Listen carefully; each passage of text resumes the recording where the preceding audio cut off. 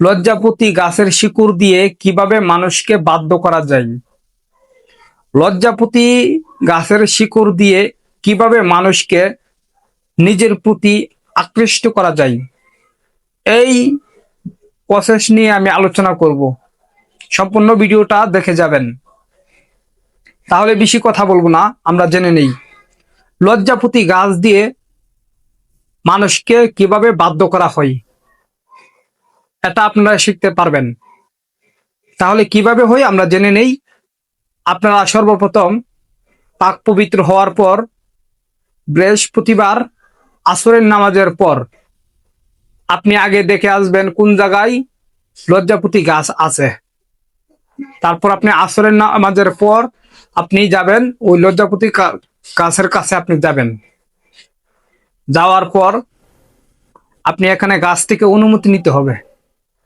আপনি নিয়ত করবেন, অন্তরে সংকল্প করবেন। আপনি সূরাতুল ফাতিহা 3 বার পড়ে নেবেন।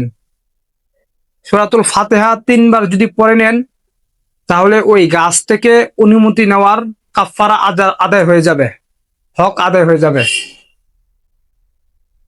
তারপর এখানে একটা মন্ত্র আছে, তবে মন্ত্রটা আমি বলতে চাই না। আপনারা এখানে কি করবেন, সূরাতুল ফাতিহা পড়বেন।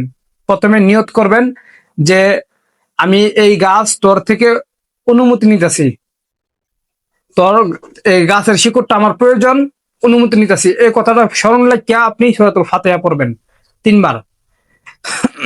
3 বার পড়ার পর আপনারা ওই লজ্জাপতি গাছের শিকড়টা আপনারা উঠাবেন।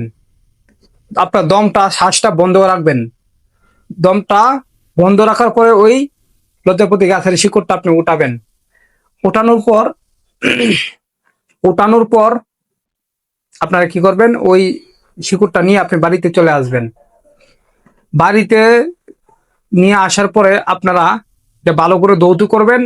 এটা থেকে কিছু পরিমাণ আপনি নিবেন, আপনার পরিমাণ অনুযায়ী কিছু শিকড় আপনি কেটে নিবেন।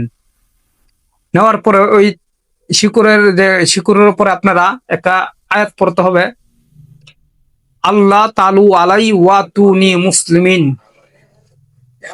আল্লাহ তালু আলাই ওয়াতুনি মুসলিমিন। আমি ডিসক্রিপশন বক্সে দিয়ে দিব, বাংলায় আপনারা এটা দেখে নিতে পারেন। আল্লাহ তালু আলাই ওয়াতুনি মুসলিমিন, এটা পড়বেন। তবে যদি কেউ স্বামী বা কোনো স্ত্রী যদি করতে চান, আমি স্ত্রী একে অপরকে যদি করতে চান, তাহলে এটা আপনার পড়তে হবে, আল্লাহ তালু আলাই ওয়াতুনি মুসলিমিন। এটা পড়তে হবে 106 বার পড়তে হবে। 106 বার পরে ওই শিকড়ের মধ্যে আপনি দম করবেন। আর যদি স্বামী স্ত্রী ব্যতীত অন্য কেউ যদি করতে চান, তাহলে আপনার এই আয়াত পড়লে হবে না।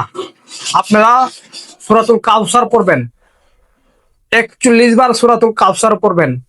ইন্না আতাইনাকাল কাউসার, এটা পড়বেন 41 বার পরে ওই শিকড়ের মধ্যে ফু দিবেন, দম করবেন।